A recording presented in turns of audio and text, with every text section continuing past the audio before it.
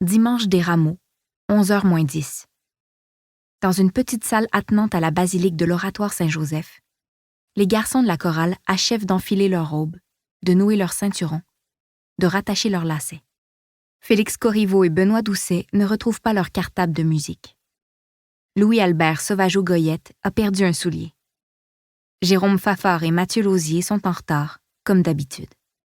André Chamberlain, le directeur de la chorale, peste et tempête comme d'habitude. « Ces deux-là, » grogne-t-il. « Au prochain retard, je les expulse. » Jérôme fait enfin irruption, rouge et essoufflé, au moment où les autres commencent à se mettre en rang. « Ce n'est pas trop tôt, » ironise M. Chamberlain. « Et ton copain, Mathieu, tu l'as oublié dans un métro? »« Non, monsieur, non. Il est mort, » souffle Jérôme, tête baissée.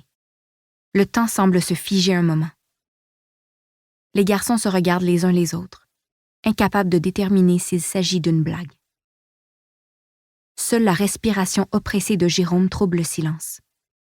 Paul-Alexandre Toupin est le premier à réagir. « Hey, Fafard! Le 1er avril, c'est demain au cas où tu ne le saurais pas. Tes poissons d'avril, garde-les donc pour plus tard. » Jérôme relève la tête d'un coup sec. « Pis toi, tes farces plates, garde-les donc pour toi, » lance-t-il avant d'éclater en sanglots.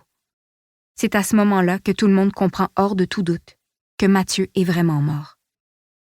Et puis, Jérôme s'essuie les yeux de ses poings et il renifle un bon coup avant de continuer. Et puis, il n'est pas juste mort, il a été assassiné. Le mot a l'effet d'une bombe. Assassiné, oubliant leur rang et la messe qui va commencer.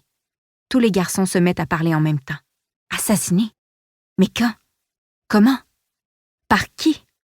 Le directeur de la chorale coupe court au déferlement de questions et d'exclamations.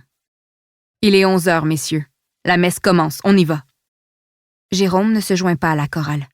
Mais, au moment où ses amis quittent la pièce, il lance « C'est un coup du maniaque au poison. » Le maniaque au poison.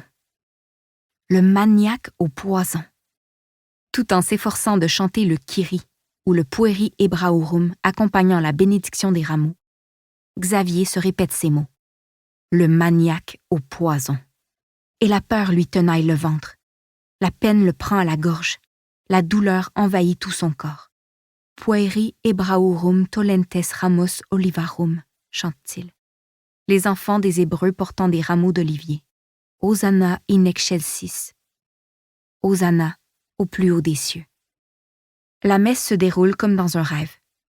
Xavier attrape des lambeaux de sermon, des mots ici et là, mais rien de tout cela n'a le moindre sens pour lui.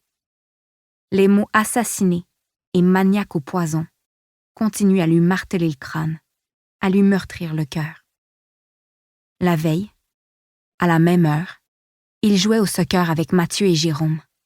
La veille, Mathieu courait, riait, rouspétait. La veille, il était vivant. À présent, il est mort. Assassiné par le maniaque au poison. Xavier se demande comment il arrive à chanter. Pourtant, il chante, machinalement, mais sans trop de fausses notes. Il a hâte que la messe finisse. Pour continuer à écouter ce livre audio gratuitement, cliquez sur le lien dans la description et vous pourrez l'écouter en entier sans frais grâce à l'essai de 30 jours d'Audible.